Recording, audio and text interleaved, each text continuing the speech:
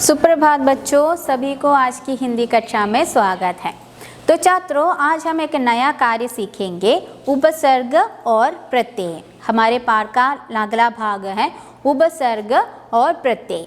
शब्द हम हर एक लैंग्वेज में, हर एक भाषा में शब्द का निर्माण करते हैं, है ना। शब्द को हम बनाते हैं कुछ उपसर्ग लगाकर, उपसर्ग यानी सफिक्स लगाकर, कुछ शब्द हम प्रीफिक्स लगाकर यानी प्रत्यय लगाकर हम शब्दों को बनाते हैं। तो आज हम ऐसे कुछ शब्दों को देखेंगे जिसमें उपसर्ग और प्रत्यय लगाया गया है और शब्दों का निर्माण कैसे करते हैं।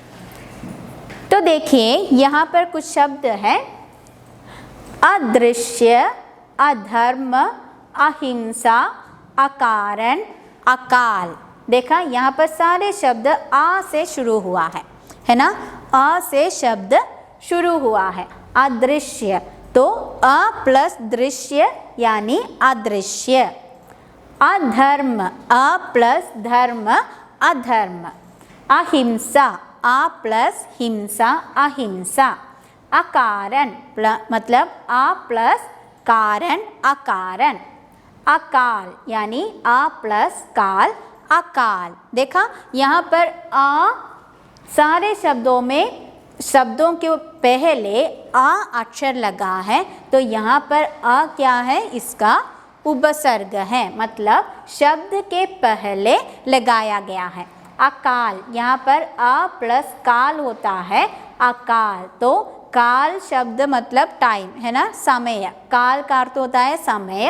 अकाल शब्द का क्या अर्थ था, हमने एक कविता में सीखा था, अकाल। अकाल मतलब ड्रॉट, है ना, अकाल ड्रॉट। तो आ उपसर्ग लगाने पर काल शब्द में, शब्द से हमने एक नया शब्द बनाया, है ना। आ काल, ड्रॉट मीनिंग का दूसरा शब्द हमने बनाया। अकारण, कारण का क्या अर्थ है, रीजन। कारण मतलब रीजन। अकारण मतलब विदाउट एनी रीजन। अकारण मतलब विदाउट एनी रीजन। तो हमने नया शब्द बना लिया।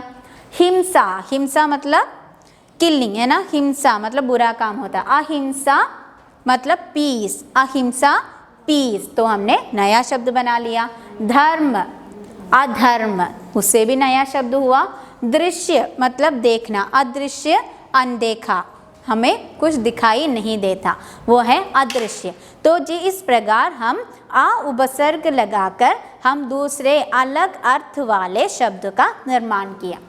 ये जोड़ा है दूसरे उपसर्ग का, जो है प्रचार, प्रकाश, प्रयास, प्रगति, प्रसार। देखा, इन सारे शब्दों में प्र उपसर्ग लगाकर हमने दूसरा शब्द बनाया है। सार, गति, यास, काश, चार। तो इस प्रकार प्र उपसर्ग लगाकर हमने दूसरा वर्ड बना दिया।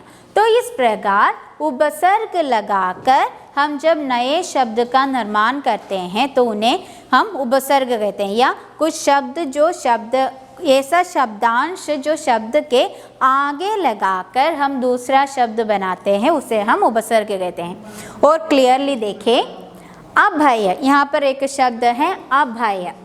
भय शब्द से पहले आ लगाकर अभय शब्द बनाया।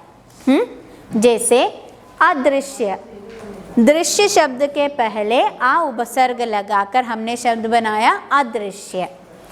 प्रसार, सार शब्द के पहले प्र उपसर्ग लगाकर हमने नया शब्द बनाया प्रसार। और प्रसिद्ध, सिद्ध शब्द के पहले प्र लगाकर प्रसिद्ध शब्द बनाया। देखा, तो उपसर्ग लगाकर हम नया नया शब्द बना लेते हैं। तो अ और प्र क्या है, एक शब्दांश है, शब्द का एक छोटा सा अंश है, शब्दांश है।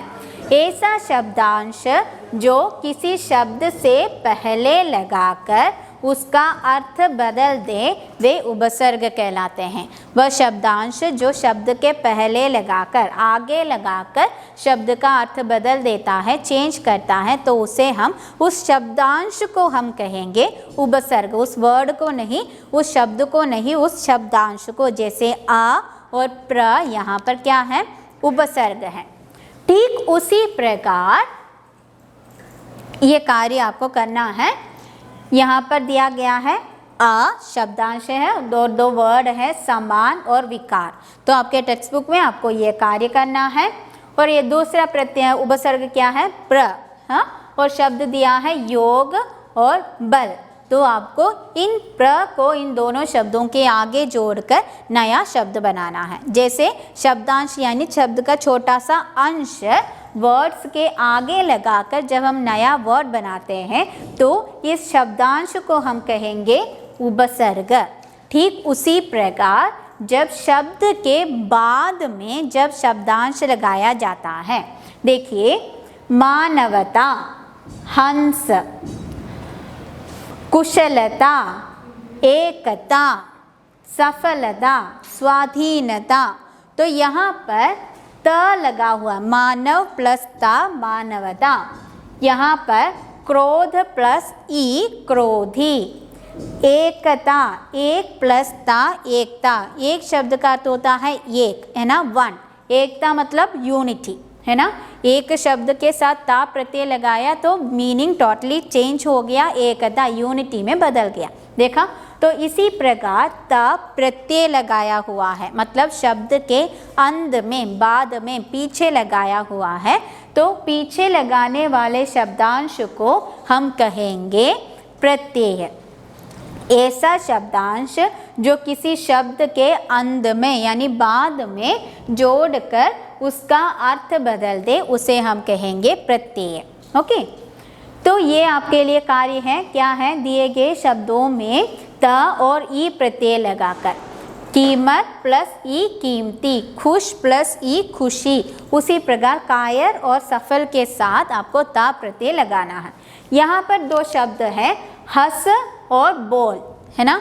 तो इसके साथ भी ई की प्रत्यय लगानी चाहिए। जब हंस के साथ ई प्रत्यय लगता है, हंस प्लस ई हंसी, बोल प्लस ई बोली, क्रोध प्लस ई क्रोधी, देश प्लस ई देशी, लालच प्लस ई लालची। जैसे यह एक विशेषण के रूप में परिवर्तित होता है। बोली, क्रोधी, लालची, खुशी, ये सारे क्या है, एक विशेषण होता है। खुश प्लस ई खुशी, तो इस प्रकार विशेषण शब्द बन गया। तो शब्द के अंत में शब्दांश लगाई जाती हैं, तो उस शब्दांश को हम कहेंगे प्रत्यय या सफिक्स। तो आपका गृह कार्य यह है कि उपसर्ग और प्रत्यय को एक बार फिर से अच्छी तरह से पढ़िए और उसे समझिए और उसे नोटबुक में उपसर्ग की परिभाषा, उपसर्ग और प्रत्यय की परिभाषा यानी डेफिनेशन, ये होता है डेफिनेशन। प्रत्यय का डेफिनेशन ये होता है परिभाषा, और उपसर्ग की परिभाषा है यह। तो इन दोनों उपसर्ग और प्रत्यय की परिभाषा को अपने नोटबुक में लिखें और उसके उदाहरण, एग्जाम्पल्स, बहुत सारे एग्जाम्पल्स यहाँ पर दिया है, आप अन्य एग्जाम्पल्स भी, उदाहरण भी लिख सकते हैं। तो यह लिखकर समझिए और पढ़िए। हम अगली कक्षा में मिलते हैं। धन्यवाद।